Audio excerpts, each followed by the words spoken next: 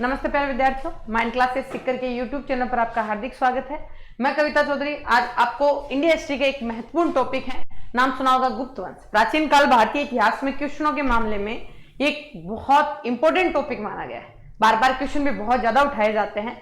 चलो आज हम इस पर चर्चा करेंगे। ज्यादा बड़ा टॉपिक नहीं है, टॉपिक बहुत छोटा है कि भारत का स्वर्ण काल कहा जाता है, भारत का स्वर्ण युग आप कहोगे इंग्लिश में गोल्डन पीरियड या क्लासिक पीरियड भी से कहा जाता है। आज उस पर हम थोड़ी सी चर्चा करेंगे। तो आज के टॉपिक का श्रीगणेश करते हुए आज के टॉपिक का नाम है क्या? गुप्त वंश। कौन सा वंश है? गुप्त वंश।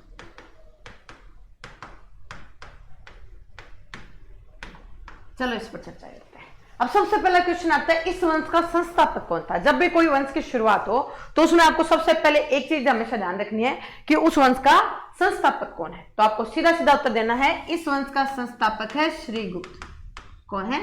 श्रीगुप्त। टाइमिंग 275 से 300 ईस्वी, ईसा पूर्व नहीं है, ईस्वी। क्या है? ईस्वी।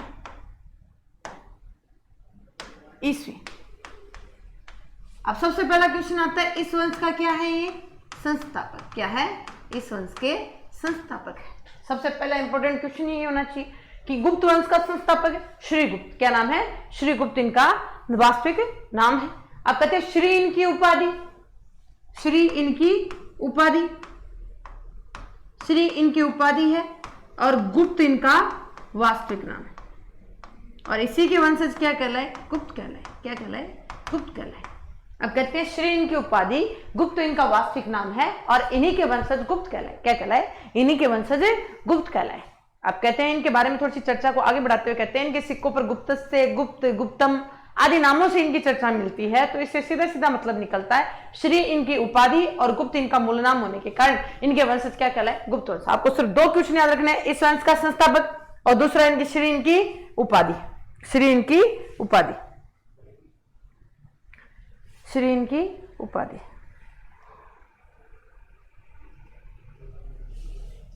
श्री इनकी उपाधि। कहते इस वंश का दूसरे शासक की बात करें तो दूसरा शासक है घटोत्कच। कौन है? घटोत्कच। और इनका टाइमिंग है 300 से 319 ईस्वी। 300 से 319 ईस्वी। अब इसके बारे में चर्चा करते हैं। तो एक आपने नाम सुना होगा, चंद्रगुप्त द्वितीय की पुत्री है, नाम है प्रभावती गुप्त। क्या नाम है? प्रभावती गुप्त। इन्होंने एक ताम्रपत्र अभिलेख लिखा है। कौन सा अभिलेख लिखा है? ताम्रपत्र अभिलेख। एक इनका ताम्रपत्र अभिलेख प्राप्त हुआ है जो वर्तमान पुणे महाराष्ट्र में है। कहाँ है? पुणे महाराष्ट्र में है। इसमें इनका वर्णन मिलता है। इन्होंने कहा है कि हमारे गुप्त वंश के संस्थापक कौन है? घटोत्कच है। कौन है? घटोत्कच है। यानी पुणे के ताम्रपत्र अभिलेख में जो प्रभावती गुप्त का है, उन्होंने कहा है कि हमारे गुप्त वंश के संस्थापक कौन है? घटोत्कच। अगर मैं एक रेफरेंस दे दूं कि पुणे के ताम्रपत्र अभिलेख के अनुसार आपके गुप्त वंश के संस्थापक कौन है, तो आपको सीधा सीधा उत्तर देना है क्या? घटोत्कच। क्या नाम मिलेगा आपको? घटोत्कच। अब इससे अगले पॉइंट की बात करते हैं। अगला शासक है चंद्रगुप्त प्रथम। चंद्रगुप्त प्रथम। और इनका टाइमिंग है 319 से 334। इनका टाइमिंग है 319 से 334। अब इन पर चर्चा करते हैं। कहते हैं इनके बारे में चर्चा करते हुए एक चीज लिखते हैं। कहते हैं सबसे पहला क्वेश्चन आता है, इस वंश का वास्तविक संस्थापक। इस वंश का वास्तविक संस्थापक। अगर क्वेश्चन आ जाए कि गुप्त वंश का संस्थापक तो कौन है? श्रीगुप्त। अगर मैं एक वास्तविक, कहते हैं एक शब्द पूरी जिंदगी बदल जाता है, एक शब्द पूरा इतिहास बदल सकता है, एक शब्द पूरा क्वेश्चन बदल सकता है, एक शब्द सफलता और असफलता में फर्क महसूस करवा सकता है। तो आपको सीधा सीधा रखना है कि इस वंश के वास्तविक संस्थापक के तौर पर कौन याद किए जाते हैं? इस वंश का वास्तविक संस्थापक है चंद्रगुप्त प्रथम। कौन है? चंद्रगुप्त प्रथम इस वंश के वास्तविक संस्थापक, क्योंकि इस वंश का प्रथम वीर प्रतापी शासक है जिसने सबसे पहले अपने साम्राज्य को अच्छी तरह से विस्तारित रूप प्रदान करने का प्रयास किया था। वो कौन था? चंद्रगुप्त प्रथम। और वही इस वंश का क्या कहलाता है? वास्तविक संस्थापक कहलाता है। जो सबसे पहले आता है, जो सबसे पहले विकास करता है, उसे वास्तविक संस्थापक की उपाधि के रूप से नवाजा जाता है। अगर क्वेश्चन आ जाए गुप्त वंश का वास्तविक संस्थापक, तो आपको सीधा सीधा उत्तर क्या देना है? चंद्रगुप्त प्रथम। कहते हैं इन्होंने लिच्छवी वंश के साथ, किस वंश के साथ? इन्होंने लिच्छवी वंश के साथ वैवाहिक संबंध स्थापित किए। इन्होंने लिच्छवी वंश के साथ वैवाहिक संबंध स्थापित किए और वहां की राजकुमारी थी कुमार देवी। क्या नाम थी? कुमार देवी। उसके साथ इन्होंने विवाह किया, कुमार देवी के साथ इन्होंने विवाह किया। और इन्होंने, अगर क्वेश्चन आ जाए कि गुप्त वंश का वह प्रथम शासक जिसने सबसे पहले लिच्छवी वंश के साथ में वैवाहिक संबंध स्थापित किए थे, तो आपको सीधा सीधा उत्तर देना है क्या? चंद्रगुप्त। क्या देना है? चंद्रगुप्त। मैंने कहा था ये छोटा वंश है, शासकों का नाम बहुत ज्यादा आएगा, संख्या बहुत ज्यादा है, लेकिन क्वेश्चनों के मामले में लिमिटेड पर्सन देखकर जाते हैं। अब कहते हैं इन्होंने अपना सिक्का डलवाया, इन्होंने अपना सिक्का बनवाया, तो इनकी रानी, सबसे प्रिय रानी कुमार देवी इनके पास है। बोले एक बात बताओ, आप हमसे प्रेम तो नहीं करते हो? बोला आप हमसे प्रेम नहीं करते हो? बोला ऐसी बात नहीं, आप मेरी पटरानी हो, हम आपसे बड़ा प्रेम करते हैं। बोला आप हमसे प्रेम करते हो तो अपने सिक्कों पर हमारा नाम क्यों लिखवाते?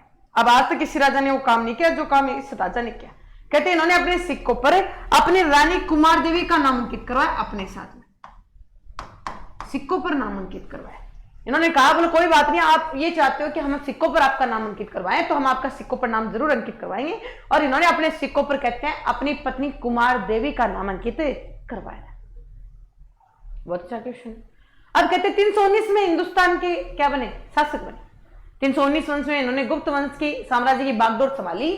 तो इन्होंने कहा ऐसा क्या काम करूं कि आगामी इतिहास में जब भी मेरे वंशज या मेरा कार्यकाल शुरू हो तो उस समय ऐसा क्या काम करूं कि भाई साहब मेरे क्वेश्चन सबसे ज्यादा अनमोल तरीके से रखे जाए।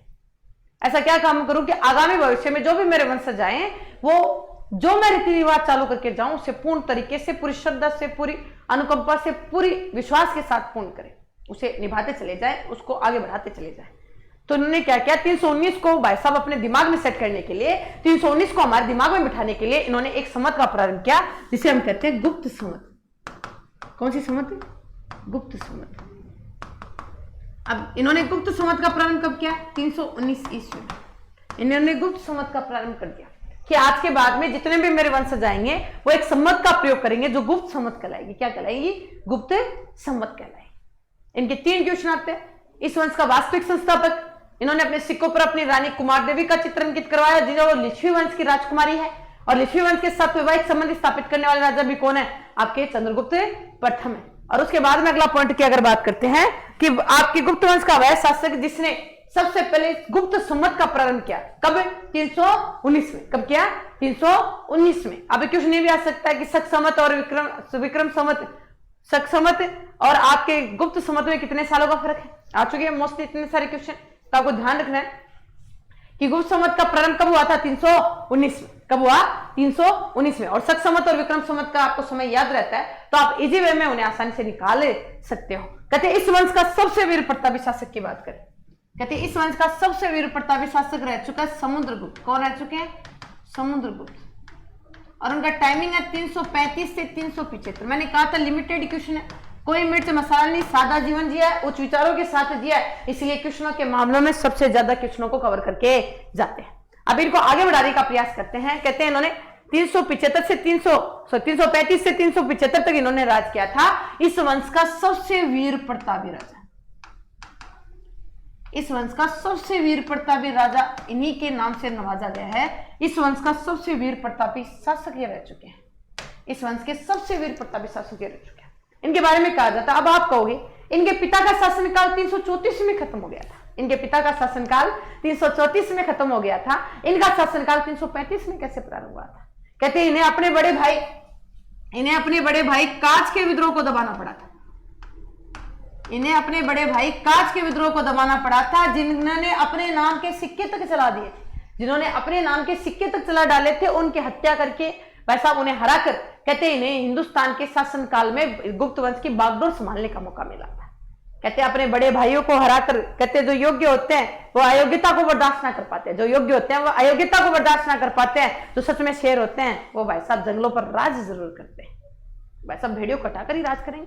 कहते काज के विद्रोह को दबाया और हिंदुस्तान में भाई साहब अपने शासनकाल अपने तलवारों की धाक को इन्होंने जमाया। तो एक साल इनके बड़े भाई काज का राज रह चुका है, जिन्होंने अपने नाम के सिक्के तक चलाए, जिससे हमें प्रमाण मिलता है कि समुद्रगुप्त के कोई बड़े भाई हुआ करते थे काज, जो हिंदुस्तान में एक साल तक राज करके गए थे। इनके बारे में कहा जाता है इन्होंने उत्तर में 9 व दक्षिण में 12 युद्ध, कितने? दक्षिण में 12 युद्ध जीते थे। इन्होंने उत्तर में 9, दक्षिण में 12 युद्ध जीते थे और भाई साहब हर क्षेत्र में अलग अलग नीतियों का प्रयोग किया। अब कहते हैं ये जानते थे कि उत्तर पर मैं ज्यादा समय तक राज ना कर पाऊंगा, दक्षिण में भी काफी समय तक क्या नहीं, दक्षिण में भी काफी समय तक राज स्थापित नहीं रख पाऊंगा। तो कहते हैं इन्होंने अपना एक अलग ही काम किया, इन्होंने हर के साथ अलग अलग नीतियों का आगमन किया। किसी की पुत्रियों से विवाह कर लिया, किसी के साथ अच्छे वैवाहिक संबंध स्थापित किए, किसी को कर व्यवस्था में स्थापित किया, किसी को डराया, किसी को धमकाया और अपने अधीन राज करने को मजबूर कर डाला। क्योंकि इन्होंने कहते जब भी किसी क्षेत्र पर आक्रमण किया बड़ा भयानक किया और राजाओं के दिलों के अंदर डर और खौफ भाई साहब पैदा कर दिया। अब कोई भी राजा इनका विरोध करने योग्य बचा ही नहीं था। तो इन्हें उत्तर में 9 और दक्षिण में 12 युद्धों का विजेता का दर्जा दिया गया था। और ये भारत के ऐसे दूसरे शासक थे जिन्होंने अखिल भारतीय भाई साहब अखिल भारत की नींव रखी थी। पहले चंद्रगुप्त मौर्य जिन्होंने अखंड भारत की नींव रखी थी, ये भारत के दूसरे शासक थे जिन्होंने कहते हैं कि भाई साहब अखिल भारत की नींव रखी थी। ये भारत के दूसरे शासक हैं, इन्होंने उत्तर में 9 दक्षिण में ये जीतकर अखिल भारत की नींव रख दी, अखिल भारत की वापस नींव रख दी। कहते वैवाहिक संबंध स्थापित हो गए तो आक्रमण नहीं कर सकते, डरा धमका कर व्यवस्था में स्थापित कर डाला था। कुछ को भाई साहब शासन काल वापस देकर बोला जाओ तुम राज करो, तुम बस मेरे अधीन रहकर राज करना। और वो ऐसा लोगों के दिल में अच्छी भावनाएं लेकर आया, लड़ने की भावना को खत्म कर डाला था। तो वैसा इसे उत्तर में 9 दक्षिण में 12 युद्धों का विजेता कहा गया। इसे भारतीय इतिहास में 100 युद्धों का विजेता, क्या इसे भारत में 100 युद्धों का विजेता कहा जाता है। कहते हैं इसे कहा जाता है इसने जिंदगी में 100 युद्ध लड़े। कितने? जिंदगी में 100 युद्ध लड़े। इसे इंग्लिश में कहेंगे तो the hero of 100 battles, the hero of 100 battles भी कहा जाता है। इसे 100 युद्धों का विजेता भी कहा जाता है। क्या कहा जाता है? इसे 100 युद्धों का विजेता भी कहा जाता है। भारत के एक प्रसिद्ध इतिहासकार रह चुके हैं, नाम है V.A. स्मिथ। क्या नाम है? V.A. स्मिथ। कहते हैं वो कहते हैं इसे इसकी तुलना, जिनका पूरा नाम है विंसेंट आयर स्मिथ, एक इतिहासकार है V.A. स्मिथ। उन्होंने कहा है भारत का नेपोलियन, क्या कहा है? भारत का नेपोलियन बोनापार्ट कहा है इसे। कि क्या कहा है? भारत का नेपोलियन बोनापार्ट किसे उपाधि दी है? ये इतने अच्छे लड़ाका थे, इनकी तुलना नेपोलियन बोनापार्ट से की है, इसे भारत का नेपोलियन बोनापार्ट कहा है। तो V.A. स्मिथ ने इसे भारत का नेपोलियन बोनापार्ट और भारतीय इतिहास में इसे 100 युद्धों के विजेता के तौर पर अपनाया गया है। अब चलो इसके आगे चर्चा बढ़ाने का प्रयास करते हैं। अच्छा योद्धा है तो युद्ध क्षेत्र में बहुत सारे प्रमाण लेकर जाएगा। और कहते हैं इसके एक दरबारी कवि बड़े शानदार हुआ करते थे, नाम था हरिसेन।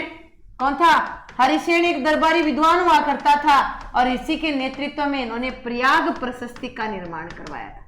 कौन सी प्रशस्ति? प्रयाग प्रशस्ति का निर्माण करवाया था, जो भारतीय इतिहास में चंपू काव्य शैली, कौन सी शैली? चंपू काव्य शैली में लिखी गई। और कहते हैं इस का निर्माण चंपू काव्य शैली में हुआ था। किस में हुआ था? चंपू काव्य शैली। चंपू काव्य का मतलब होता है जो गद्य और पद दोनों में लिखी गई, गद्य और पद दोनों में इसका प्रयोग किया गया है। मतलब गद्य का भी प्रयोग किया गया और पद्य का भी इसमें प्रयोग किया गया है। और अगर क्वेश्चन आ जाए भारत का वह कौन सा शासक है जिसका संबंध प्रयाग प्रशस्ति से है, तो आपको सीधा सीधा उत्तर देना है समुद्रगुप्त। क्या दोगे? समुद्रगुप्त। कहते हैं प्रयाग प्रशस्ति का सर्वाधिक संबंध रखने वाला राजा कौन रहा है? समुद्रगुप्त। और इस प्रयाग प्रशस्ति के रचयिता कौन है? तो आपको सीधा सीधा उत्तर देना है क्या? आपको सीधा सीधा उत्तर देना है कौन है? समुद्रगुप्त। कौन है? समुद्रगुप्त। अब ध्यान रहेगा इस चीज का। अब थोड़ा आगे बढ़ते, कहते हैं इन्होंने 2 अश्वमेध यज्ञ करवाए। इन्होंने 2 अश्वमेध यज्ञ करवाए और उनमें दान देने के लिए अश्वमेध पराक्रम मुद्राओं का निर्माण करवाया, जिससे पता चले कि भाई साहब इन्होंने अश्वमेध यज्ञ किए। अब क्वेश्चन आ जाए कि गुप्त वंश का वह शासक जिसने 2 अश्वमेध यज्ञ करवाए, तो आपको सीधा सीधा उत्तर देना है क्या? समुद्रगुप्त। कौन है? समुद्रगुप्त। और योग्यता थी, कहते हैं अपने साम्राज्य को सीमाओं के निर्धारण के लिए राजा महाराजा करवाते थे। बहुत पुराना यज्ञ है। अब कहते बहुत बड़े स्तर पर आयोजन किया जाता था। और कहते हैं इस आयोजन में इतना शानदार आयोजन होता, घोड़े का प्रयोग होता था, इसलिए अश्व कहा जाता है, अश्वमेध यज्ञ। और कहते हैं घोड़ा जिस रियासत से होकर गुजर जाता था वो राजा के अधीन मान लिया जाता था। अब कहते हैं इसकी मुद्राएं मिली, उस पर लिखा हुआ था अश्वमेध पराक्रम, यानी मैंने अश्वमेध यज्ञ करवाया है, इसलिए इसकी मुद्राओं पर अश्वमेध पराक्रम नामक आपकी मुद्राओं का निर्माण करवाया था, जिससे पता चले कि अश्वमेध यज्ञ के भाई साहब 2 अश्वमेध यज्ञ किस शासक द्वारा करवाए गए हैं? समुद्रगुप्त। किसके द्वारा? समुद्रगुप्त। आप कहते हैं सिंहल द्वीप के राजकुमार थे मेघवर्ण। और सिंहल द्वीप का वर्तमान नाम क्या है? सिंहल द्वीप का वर्तमान नाम श्रीलंका। क्या नाम है? श्रीलंका। कहते हैं इन्होंने सिंहल द्वीप के राजकुमार मेघवर्ण को आपके बोध गया में एक विहार बनाने की आज्ञा दी थी। क्या दी थी? एक विहार बनाने की आज्ञा दी थी।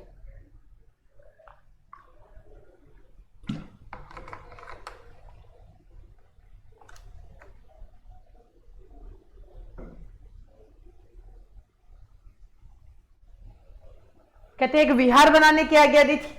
अगर क्वेश्चन आ जाए इससे ये पता चलता है कि श्रीलंका तक इनका प्रभाव था। क्या था? श्रीलंका तक इनका प्रभाव रह चुका है। अब कहते हैं भारत का एकमात्र ऐसा शासक, भारत का एकमात्र ऐसा शासक जिसे उसके सिक्कों पर वीणा बजाते हुए दिखाया गया है। कहते समुद्रगुप्त के सिक्कों का जब बात आए, कहते हैं वीणा में बड़ी रुचि रखते थे, ये वीणा में बड़ी रुचि रखते थे। इसलिए आपके प्रयाग प्रशस्ति में, प्रयाग प्रशस्ति में, आपके प्रयाग प्रशस्ति में, आपके प्रयाग प्रशस्ति में इन्हें कवि राजा, संगीत प्रेमी आदि की उपाधियों से नवाजा गया। कहते हैं इनके सिक्कों की जब बात आई तो बोले सिक्कों पर कैसा पूछते हैं, तो कहते हैं ये वीणा बजाने में बड़े निपुण थे, ये वीणा बजाने में बड़े निपुण थे। और इन्होंने कहा कि मैं वीणा बजाते हुए अपना चित्र अंकित करवाना चाहता हूं, जिससे लोगों को पता चले कि मैं जितनी अच्छी तलवार चलाता हूं मैं सुरों पर भी अधिकार उतनी अच्छी तरीके से रख सकता हूं। कहते हैं इन्होंने वीणा बजाते हुए अपना चित्र अंकित करवाया था। और भाई साहब आपके क्वेश्चन आता है भारत का एकमात्र वह शासक है जिसने अपने शासनकाल में अपने सिक्कों पर वीणा बजाते हुए चित्र अंकित करवाया। तो आपको सीधा सीधा उत्तर देना है क्या? कौन थे? आपके समुद्रगुप्त। और इनका राजकीय चिन्ह, इनका राजकीय चिन्ह, इनका राजकीय चिन्ह गरुड़ था। क्या था? गरुड़। इसका मतलब ये पता चलता है वैष्णव धर्म के अनुयायी थे।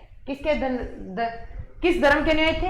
वैष्णव धर्म के अनुयायी थे। अब कहते हैं समुद्रगुप्त से क्वेश्चन बड़े खतरनाक है। अखिल भारत की नींव रखने वाला, सबसे वीर प्रतापी राजा, 100 युद्धों का विजेता, भारत का नेपोलियन बोनापार्ट कहा जाता है, उतनी अच्छी वीणा बजाता था, इसलिए सिक्कों पर वीणा के साथ चित्र अंकित करवाया गया था। कवि राजा, संगीत प्रेमी के नाम से इन्हें नवाजा गया था। उत्तर में 9, दक्षिण में 12 युद्धों का विजेता कहा जाता है। भाई साहब हरिश्चंद्र की प्रयाग प्रशस्ति का सबसे ज्यादा संबंध किससे? समुद्रगुप्त से रहा हुआ है। अब कहते हैं योग्य पुत्र ना बचा था कुछ समय तक के लिए। भाई साहब इनका पुत्र रामगुप्त राज करके गया था। कौन है? रामगुप्त। अब कहते हैं योग्य पुत्र ना बचता है तो कायरों को हटाकर वापस कहीं ना कहीं वीर प्रतापी राजा आपके शासन को छीनने आ जाते हैं। 380 से 415 की जब बात करते हैं इतिहास में भाई साहब इस वंश को स्वर्णकाल में ढकने कौन है? चंद्रगुप्त द्वितीय आ गया था। अपने बड़े भाई रामगुप्त कहते शकों से हार गए थे, अपनी पत्नी उन्हें उपहार स्वरूप देने गए थे। भाई साहब ये बात इन्हें अच्छी ना लगी थी, जो पत्नी को ना बचा पाया था वो आगामी भविष्य में भारत को क्या बचा पाता। भाई साहब अपने भाई की हत्या कर डाली थी, भाई साहब सग जाति का विनाश कर डाला था, तो कहीं ना कहीं कहते हैं आपके हूण जातियों को इन्होंने मार डाला था। अब कहते हैं अपने भाई की हत्या करके हिंदुस्तान के क्या बने? इन्होंने गुप्त वंश की बागडोर को संभाला, गुप्त वंश के राज सिंहासन को संभाला और उनकी पत्नी से विवाह कर लिया। और कहते हैं इस वंश के शासनकाल को, इस राजा के वंश के शासनकाल को स्वर्णकाल कहा जाता है। क्या कहा जाता है? स्वर्णकाल कहा जाता है। इन्हें चंद्रनायक, चंद्रगुप्त द्वितीय आदि नामों से इन्हें पुकारा गया है। काफी बार इनकी उपाधियां पूछ ली जाती हैं, इनकी प्रमुख उपाधियां, कि इनकी प्रमुख उपाधियां कौन सी है? कहते हैं एक तो इनकी सबसे प्रसिद्ध उपाधि है सकारी और दूसरी है विक्रमा। कौन सी आई? एक तो सकारी और दूसरी इनकी सबसे प्रसिद्ध उपाधि है विक्रमादित्य। कौन सी है? विक्रमादित्य। कहते हैं भारत की सबसे प्रसिद्ध उपाधि आज तक रह चुकी है विक्रमादित्य। कौन सी रह चुकी है? विक्रमादित्य। आज तक भारत के 14 शासकों ने, कितने शासकों ने? भारत के 14 शासकों ने उपाधि धारण की। कितने शासकों ने? 14 शासकों ने धारण किए। इसका सबसे पहला धारण करने वाला है उज्जैन का शासक भृतहरि। कौन है? उज्जैन का शासक भृतहरि। और कहते हैं भृतहरि उज्जैन के वो शासक थे जिन्होंने विक्रमादित्य की सबसे पहले उपाधि धारण की। उसके बाद की जब बात करें तो कहते हैं अंतिम शासक रहा हुआ हेमू ओब्लिक हेमचंद्र, जो पानीपत के द्वितीय युद्ध में आपके अकबर द्वारा मौत के घाट उतार दिए गए थे। अकबर नहीं थे, अकबर के सेनापति संरक्षक थे बैरम खां, उनके द्वारा मौत के घाट उतार दिए गए थे। अगर बात करूं इस उपाधि को धारण करने वाला सबसे प्रसिद्ध शासक कौन रह चुका है, तो आपको सीधा सीधा उत्तर देना है चंद्रगुप्त द्वितीय। कौन थे? चंद्रगुप्त द्वितीय। आज तक कितने शासकों ने धारण किए? 14 शासकों ने। कितने शासकों ने? 14 शासकों ने। अब क्वेश्चन आता है सकारी। सरकारी नहीं है, ये सरकारी है, सरकारी नौकरी करने वाला सरकारी नहीं, सरकारी। अब आप कहोगे सक प्लस आहारी, नहीं, शाक का सेवन करने वाला नहीं, वेजिटेरियन था नहीं। शक जाति को हराने के उपलक्ष्य में इन्होंने कौन सी उपाधि, सरकारी की उपाधि को धारण किया था, और इन्हीं के शासनकाल को भारत का स्वर्णकाल कहा जाता है। इन्हीं के शासनकाल को भारत का स्वर्णकाल कहा जाता है। कहते हैं इन्होंने नागवंश की राजकुमारी, इन्होंने नागवंश की राजकुमारी कुबेर नागा, किससे, इन्होंने नागवंश की राजकुमारी कुबेर नागा से विवाह किया था, और भाई साहब इन्हीं के गर्भ से प्रभावती गुप्त नामक एक पुत्री को प्राप्त किया था। योग्य पुत्री है। कहते पति की मृत्यु के बाद में इन्होंने भाई साहब अपने साम्राज्य को संभाला था। भारत में सबसे पहली महिला शासिका है भारत में, भारत की नहीं बोला, मैंने कहा था एक शब्द पूरी जिंदगी बदल सकता है। और कहते हैं इनकी पुत्री थी प्रभावती गुप्त। कौन थी, प्रभावती गुप्त। उनका विवाह वाकाटक नरेश, वाकाटक नरेश रुद्र सिंह के साथ उनका विवाह किया था, रुद्र सिंह के साथ उनका विवाह किया था। हर जगह वैवाहिक संबंध अच्छे बना रहे। कहते वाकाटक नरेश रुद्र सिंह के साथ उनका विवाह किया था। ये सबसे बड़े क्वेश्चनों में से एक है। प्रभावती गुप्त किसकी पुत्री है, चंद्रगुप्त द्वितीय की। किसकी है, चंद्रगुप्त द्वितीय की। और इन्होंने कहा है कि इन्होंने भी अश्वमेघ यज्ञ किया है, इन्होंने भी अश्वमेघ यज्ञ किया, इन्होंने भी अश्वमेघ यज्ञ किया था। और इन्होंने अपनी राजधानी परिवर्तित कर डाली थी। इन्होंने अपनी राजधानी उज्जैन को बनाया था। किसको बनाया था, इन्होंने अपनी राजधानी उज्जैन को बनाया था। कहते कुबेर नागा से इन्होंने वैवाहिक संबंध स्थापित किए थे, जिससे प्रभावती गुप्त नामक पुत्री प्राप्त हुई थी। और प्रभावती गुप्त का विवाह इन्होंने वाकाटक नरेश रुद्र सिंह के साथ किया था। इनके बारे में कहा जाता है समुद्रगुप्त के चरण कदमों पर चले थे। इन्होंने भी एक अश्वमेघ यज्ञ किया था। क्या किया था, इन्होंने भी एक अश्वमेघ यज्ञ किया था। अब इसके बारे में बातचीत करते हैं। इन्होंने अपनी राजधानी उज्जैन को बनाया था। किसको बनाया था, उज्जैन को बनाया था। और एक क्वेश्चन को याद करके चलते हैं। कहते हैं इनका शासन काल में चीनी यात्री फाइयान, कौन है, चीनी यात्री फाइयान इनके शासन काल में भारत आया था। कौन आया था, चीनी यात्री फाइयान हिंदुस्तान में, भारत में भारत यात्रा पर निकला है। किसकी यात्रा पर निकला है, भारत यात्रा पर निकला है। और कहते हैं इनकी यात्रा वृत्तांत को, इनके यात्रा वृत्तांत को फो हो को की कहा जाता है। क्या कहा जाता है, फो हो को की कहा जाता है। इन्होंने अपने यात्रा वृत्तांत में गुप्त वंश का बड़ा बढ़ चढ़कर वर्णन किया। इन्होंने अपने यात्रा वृत्तांत में गुप्त वंश का बहुत बढ़ चढ़कर वर्णन किया कि बहुत सुंदर जगह है, ये है वो है। और अगर क्वेश्चन आ जाए कि प्रसिद्ध चीनी यात्री फाइयान किसके शासनकाल में भारत आया था, तो आपको सीधा सीधा उत्तर देना है किसका, चंद्रगुप्त द्वितीय का। किसका देना है, चंद्रगुप्त द्वितीय का। अब इसके बारे में बात करते हैं कि इसके शासनकाल में भारतीय रसायन शास्त्र का, इसके शासनकाल में भारतीय रसायन शास्त्र का सबसे उच्च कोटि का नमूना कौन सा, मेहरौली, मेहरौली लौह स्तंभ का निर्माण हुआ था। इसके शासनकाल में रसायन शास्त्र का सबसे उच्च कोटि का नमूना मेहरौली लौह स्तंभ का निर्माण किया गया था। इसके बारे में कहते हैं आज तक इसकी पॉलिश तक खराब नहीं हुई, इसकी आज तक पॉलिश तक खराब नहीं हुई है। ये दिल्ली में आज भी भाई साहब अपने गौरव की गाथाएं गाता हुआ खड़ा है। नादिर शाह ने कहते इस पर तोप के गोले चलाए थे, 2-3 जगह से डैमेज भी है, लेकिन भाई साहब इसकी पॉलिश आज तक ना खराब हुई है, ना कोई जंग लगा है। और भाई साहब तोप के गोलों की मार खाने के बाद में भी आज भी अडिक का अडिक वैसे के वैसे खड़ा है। अब सोच कर देखो, अगर मैं मानूं 415 लास्ट में करवाया होगा, 415 मतलब सबसे लास्ट में इसका निर्माण करवाया होगा, लेकिन मान लेते हैं, कहते हैं भाई साहब आज भी इतने समय तक गुजर जाने के बाद में आज भी इतनी अच्छी पॉलिश नहीं बनी जितनी उस समय तक। खराब ना होना, लोहे पर जंग ना लगने देना, कितनी अच्छी रसायन शास्त्र रही होगी इन लोगों की, तो सोच सकते हैं। और एक क्वेश्चन आता है, अकबर के दरबारी कवि, अकबर की मंत्री परिषद नवरत्न कहलाती थी, अकबर की मंत्री परिषद नवरत्न कहलाती थी। हिंदुस्तान का वह कौन सा दूसरा शासक था जिसकी मंत्री परिषद भी नवरत्न कहलाती थी? पहला ये है, अकबर दूसरा है, पहला ये है, अकबर दूसरा है। ये कभी मत कहो अकबर की दूसरा कौन था, नहीं, ये पहला है, अकबर दूसरा है, क्योंकि ये पहले आया था, अकबर बहुत बाद में आया था। तो कहते हैं इनकी मंत्री परिषद भी नवरत्न कहलाती थी, और इन्हीं के अलावा अकबर की मंत्री परिषद भी किया नवरत्न कहलाती थी। नवरत्नों के थोड़े से नाम याद रखना, कौन सा है कौन सा नहीं है। क्वेश्चनों में आपको सबसे ज्यादा अटका जाता है और बार बार क्वेश्चनों को उठा कर ले आता है कि किस किस शासक की मंत्री परिषद में नवरत्न थे, किसकी नहीं थी, कौन से है कौन से नहीं थे, इसके बारे में बार बार क्वेश्चन उठा लिया जाता है। तो इनकी मंत्री परिषद की बात करते हैं तो सबसे अच्छे राइटर कौन है, कालिदास भारत का शेक्सपियर कहा जाता है। संस्कृत भाषा में आज तक सबसे ज्यादा रचनाएं किसकी? कालिदास की प्राप्त होती है। किसकी प्राप्त होती है? कालिदास की प्राप्त होती है। अब इसके बाद में अगर बात करते हैं तो अगला एक बड़ा फेमस है धन्वंतरी। कौन है? धन्वंतरी। कौन है? धन्वंतरी। अगले की बात करते हैं, अगला आया वराह मिहिर, वर रुचि। कौन है?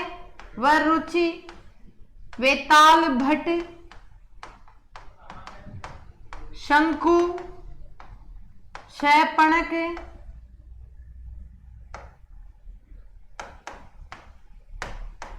शैपणक, शैपणक। अगला आया अमरसेन। हो गया क्या? 3 3 6, एक कौन सा रह गया? कालिदास, धन्वंतरी, वराह मिहिर, आपके अमरसेन, शैपणक, घटपर, करपर। क्या नाम है? घट करपर। घट करपर। ये नवरत्नों की मंडली, मतलब अच्छे अच्छे अपने क्षेत्र में महत्वपूर्ण आदमी हैं, उन सबको उठाया गया था और आपके चंद्रगुप्त द्वितीय द्वारा कहते हैं एक मंत्री परिषद का निर्माण किया गया था जो नवरत्न कहलाती है। क्या कहलाती है? नवरत्न कहलाती है। भारत का शेक्सपियर किसे कहा जाता है? कालिदास को। किसको कहा जाता है? कालिदास को। आपके कहते हैं प्रसिद्ध गणितज्ञ भी रह चुके हैं। कौन? वराह मिहिर, धन्वंतरी, चिकित्सक रह चुके हैं। अमरसेन, जिन्होंने भारत का पहला शब्दकोश लिखा है। कौन है? अमरसेन। कौन है? अमरसेन। अब कहते हैं इनके ऊपर चर्चा करते हैं कौन से राइटर में क्या क्या अच्छी चीजें। सबसे पहले लेते हैं कालिदास। कौन लेते हैं? कालिदास। इन्होंने कहते हैं संस्कृत भाषा में बड़ा शानदार प्रदर्शन किया। संस्कृत भाषा में इन्होंने भाई साहब आज तक सर्वाधिक रचनाएं लिखी है। अगर संस्कृत साहित्य की बात करें तो सर्वाधिक रचनाएं लिखने वाले कौन है? कालिदास। कौन है? कालिदास। अब इनके ऊपर चर्चा करते हैं। तो कहते हैं कालिदास की रचनाओं की बात करते हैं तो सबसे पहले आई आपके अभिज्ञान शाकुंतलम।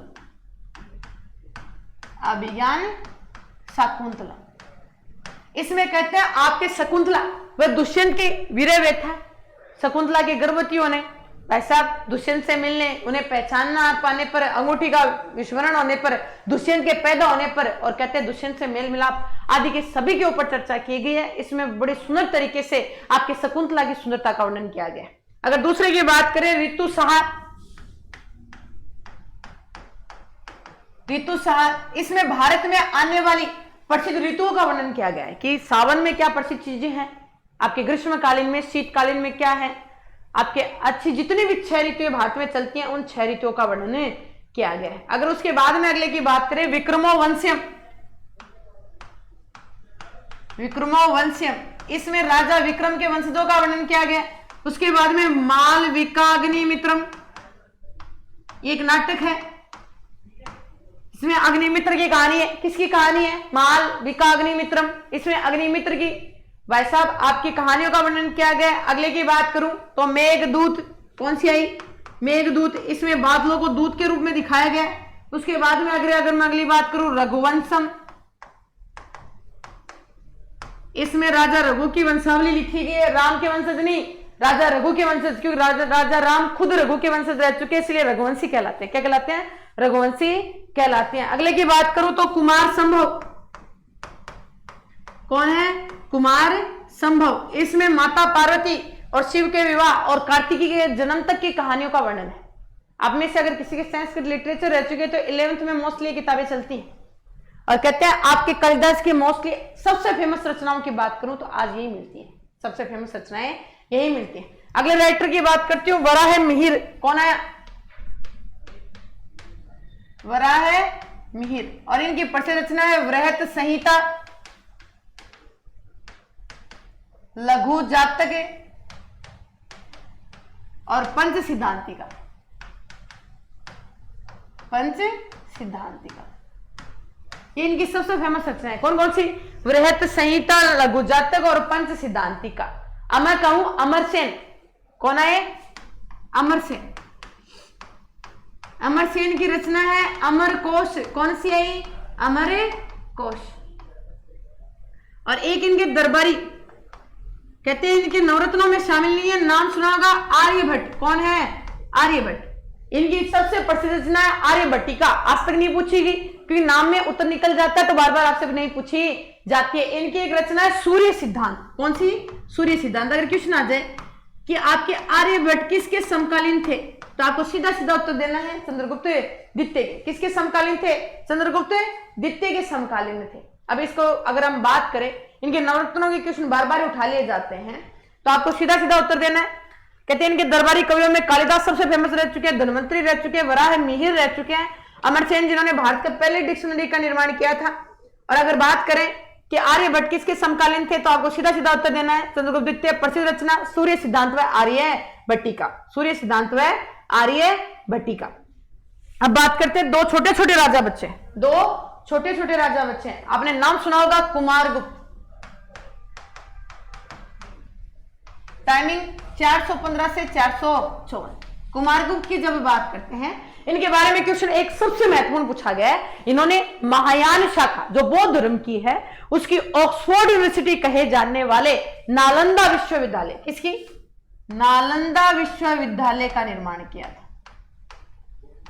ऑक्सफोर्ड यूनिवर्सिटी कहे जाने वाले नालंदा विश्वविद्यालय का निर्माण करवाया। इन्होंने ऑक्सफोर्ड यूनिवर्सिटी कहे जाने वाले नालंदा विश्वविद्यालय का निर्माण करवाया था। अगर बौद्ध धर्म की सबसे अच्छी भाई साहब शिक्षा लेनी हो तो आपको नालंदा विश्वविद्यालय में आना पड़ेगा, जो कुतुबुद्दीन ऐबक द्वारा तोड़ दी गई थी। इसके बारे में कहा जाता है, एक राइटर आया था, आपने नाम सुना होगा, ह्वेनसांग, चीनी यात्री। इनकी रचना है CU की। उसमें लिखा गया है कि इसका निर्माण शक्रादित्य ने करवाया था। नालंदा विश्वविद्यालय का निर्माण आज तक हमने पढ़ा है कि कुमारगुप्त ने करवाया, लेकिन उसमें लिखा गया है कि इस नालंदा विश्वविद्यालय का निर्माण किसके द्वारा? आपके शक्रादित्य द्वारा करवाया गया। तो एक चीज का हमेशा ध्यान रखना, जो कुमारगुप्त की एक उपाधि है शक्रादित्य, और कहते हैं आपके नालंदा विश्वविद्यालय का निर्माण शक्रादित्य ने करवाया था। और प्रसिद्ध प्रकांड पंडित संस्कृत के थे वत्सी भट्ट, ये इन्हीं के दरबारी थे, विद्वान थे, इनके दरबारी कवि थे, साहित्यकार थे। और आपके गुप्त काल में सर्वाधिक अभिलेख भी, आपके गुप्त काल में सर्वाधिक अभिलेख भी किसके प्राप्त हुए हैं? आपके कुमारगुप्त के। किसके प्राप्त हुए हैं? कुमारगुप्त के सबसे ज्यादा अभिलेख भी प्राप्त हुए हैं। और इन्होंने इतिहास बदला था, आपके समुद्रगुप्त को चैलेंज कर डाला था। अपना राजकीय चिन्ह, अपना राजकीय चिन्ह इन्होंने गरुड़ के स्थान पर मयूर को बना दिया था। किसको बना दिया था? मयूर को बना दिया था। क्वेश्चन आ जाए, नालंदा विश्वविद्यालय, वत्सी भट्ट, सर्वाधिक अभिलेख किसके प्राप्त होते हैं? और राजकीय चिन्ह गरुड़ के स्थान पर मयूर की स्थापना करने वाले कौन थे? और आपके ह्वेनसांग के अनुसार शक्रादित्य ने इसका निर्माण करवाया था। तो भाई साहब अगर पॉइंट आ जाए कि शक्रादित्य किसकी उपाधि है, तो कुमारगुप्त की। किसकी? कुमारगुप्त। इनकी एक और उपाधि है महेंद्रादित्य। कौन सी उपाधि है? महेंद्रादित्य। तो शक्रादित्य, महेंद्रादित्य और कुमारगुप्त तीनों एक ही व्यक्ति है, आपको अलग से कुछ याद करना नहीं है। अगर बात करूं इस वंश के सबसे अंतिम बड़े शासक की, तो आप कहोगे स्कंदगुप्त। किसको कहोगे? स्कंदगुप्त।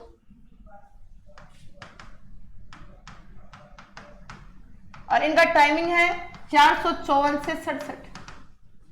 इनकी बातचीत करते हैं। इन्होंने अपनी राजधानी अयोध्या को बनाया था। किसको बनाया था? अयोध्या। आगे रामनगरी कही जाती है। इन्होंने अपनी राजधानी अयोध्या को स्थापित किया था। और अगर बातचीत करते हैं थोड़ा आगे, तो कहते हैं एक चंद्रगुप्त द्वितीय ने अकाल राहत, चंद्रगुप्त मौर्य ने अकाल राहत कार्यों के लिए एक झील का निर्माण करवाया था, सुदर्शन झील। ट्रेंडिंग में बहुत बार आती है। इन्होंने सुदर्शन झील का पुनः निर्माण करवाया था। इन्होंने सुदर्शन झील का पुनः निर्माण करवाया था सौराष्ट्र के गवर्नर पर्णदत्त के नेतृत्व में। अब क्वेश्चन आता है सुदर्शन झील का पुनः निर्माण करता कौन है? स्कंदगुप्त। एक बार नहीं 1000 बार पूछा जा चुका है, आपको इसमें बिल्कुल नहीं अटकना है कि स्कंदगुप्त ने आपके सुदर्शन झील का पुनः निर्माण करवाया था। अगले पॉइंट की जब बात की जाती है, तो आपके सर्वाधिक हूण आक्रमण भी किसके शासनकाल में हुए थे? आपके चंद्रगुप्त द्वितीय के शासनकाल में सर्वाधिक हूण आक्रमण भी हुए थे। इन्होंने चीन के सम्राट सांग के दरबार में अपना दूत तक भेजा था। इन्होंने चीन के शासक सम्राट सांग के दरबार में अपना एक दूत तक भेजा था। बोला सबके सब हमारे ही हैं, अरे हमें तो किसी को भेजे। बोला हमें तो पता करें भाई साहब, ये बौद्ध धर्म की चर्चा करने के लिए इतने सारों को भेज दिया, तो कहीं ना कहीं हम भी तो कुछ ना कुछ पूछ सकते हैं। तो कहते हैं स्कंदगुप्त ने चीन के सम्राट सांग के दरबार में अपना एक दूत तक भेजा था। सर्वाधिक हूण आक्रमण इनके शासनकाल में हुए थे। सुदर्शन झील का इन्होंने पुनः निर्माण करवाया था। किसके नेतृत्व में?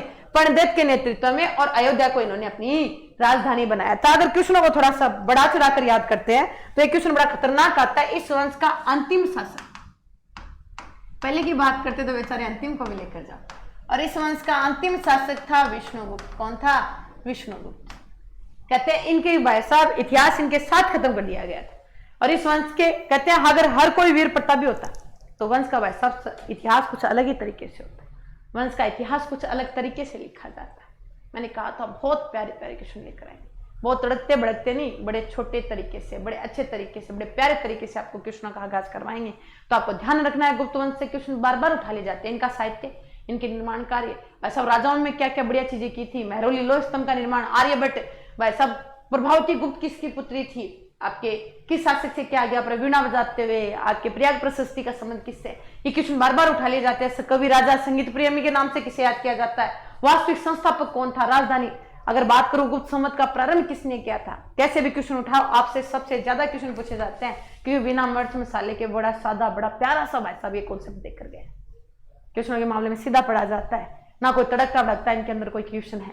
अब चलो 2 मिनट सुख दुख की बतलाते हैं और इस पॉइंट को ही पूर्ण विराम देते हैं। अब यहां तक आपको बड़ा इजी वे में समझ में आना चाहिए कि सीधा सपाट क्वेश्चन है, हल्के में बिल्कुल मत लेना, छोटा जरूर है लेकिन क्वेश्चनों के मामले में क्वेश्चन बड़े शानदार तरीके से धड़ाधड़ लेकर आता है। अब चलो इस पॉइंट को यहीं पूर्ण विराम देते हैं। नमस्कार, धन्यवाद।